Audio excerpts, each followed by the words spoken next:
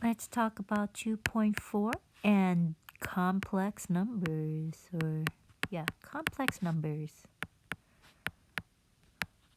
More specifically, the imaginary number, the I, the wonderful I, the imaginary number.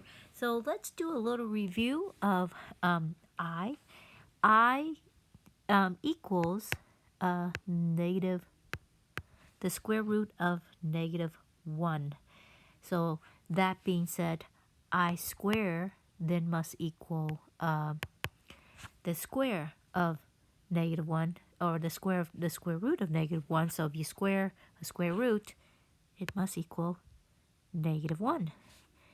Then I cubed must equal negative 1, right? Times the square root of negative 1, which is the negative square root of negative 1, or negative I. I then to the fourth equals, right, negative I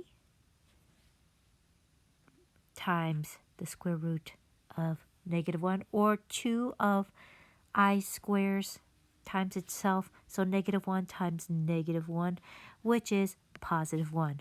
And so the pattern then goes that way. So then if you had I to the fifth, that is, the same thing as saying I to the sixth is the same thing as negative 1.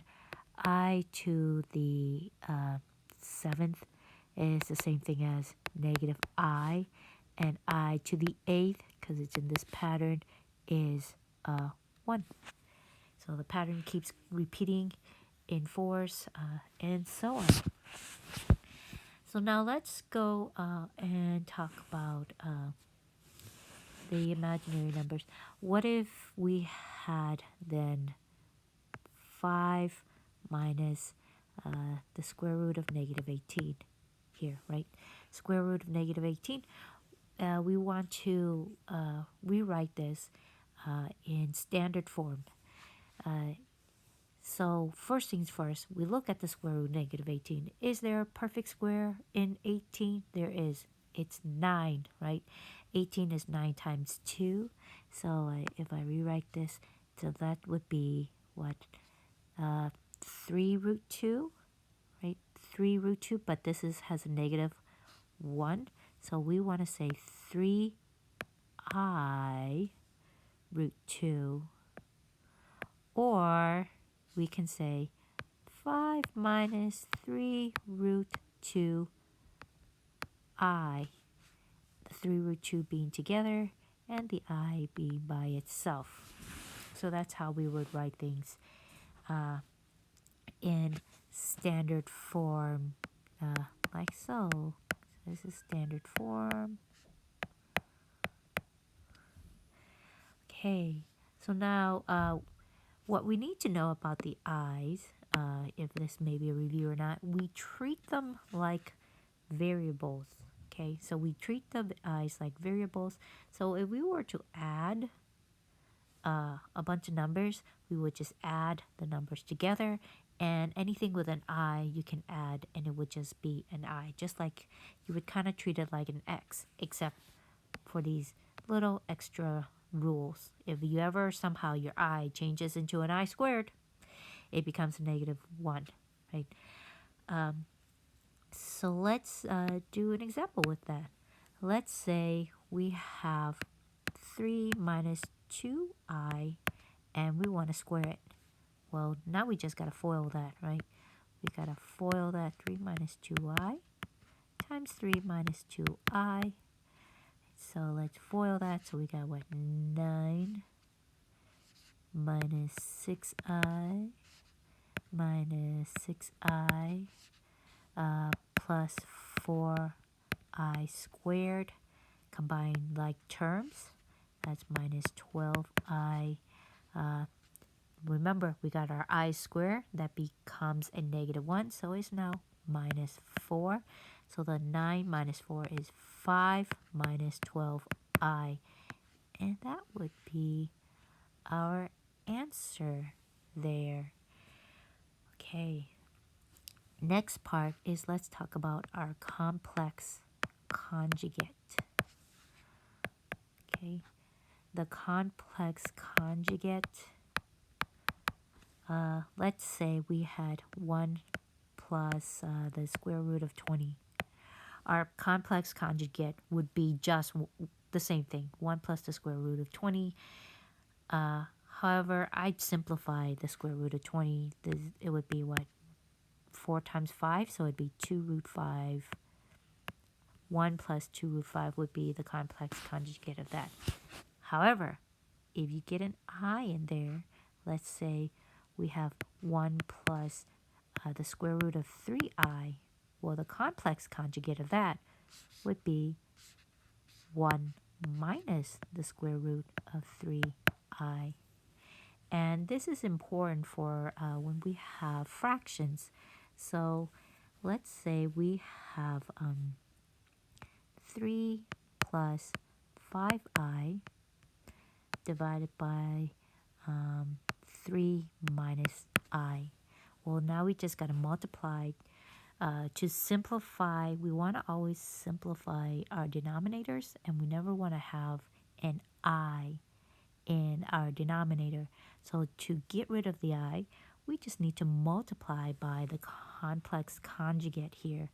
So then we just do 3 plus I, 3 plus I. So then we got to FOIL the top. The top becomes 9 plus 3i plus 15i plus 5i squared. The bottom then becomes,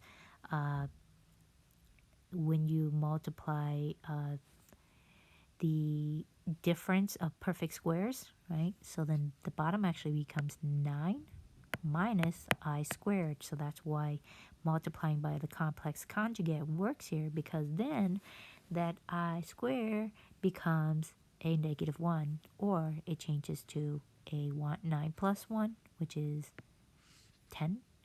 9 plus 1. But then let's combine the tops. So the top we have 9 plus 18i. That 5i then becomes 5i squared becomes minus 5. So then this is 4 plus 18i divided by 10. And that would be how we would simplify that number. So let's do another example. So let's say we have 2 plus I all over I minus 3 over 6 minus I. Okay, so we are now subtracting fractions. To subtract fractions, they both have to have the same denominator. So I'm just going to cross multiply these denominators. So the 2 plus I times 6 minus I divided by I times 6 minus I minus 3, right? 3 times I over I times 6 minus I. Let's FOIL, simplify, combine. FOIL the first one. That's 12 minus 2i plus 6i minus I squared over, let's see here, 6i. I want the, 6i minus I squared minus 3i. So we can combine this next part, right? Because now it has the same denominator. Okay, now we're going to combine like terms. Here we have 12, right? -2 plus 6, that's 4. 4 minus 3, that is 1i. Plus a simple I, and then minus I squared, so that exactly is plus 1. divided by that negative I squared. That becomes a 1. I'm just going to put that in the front. So that's 1 plus 6I.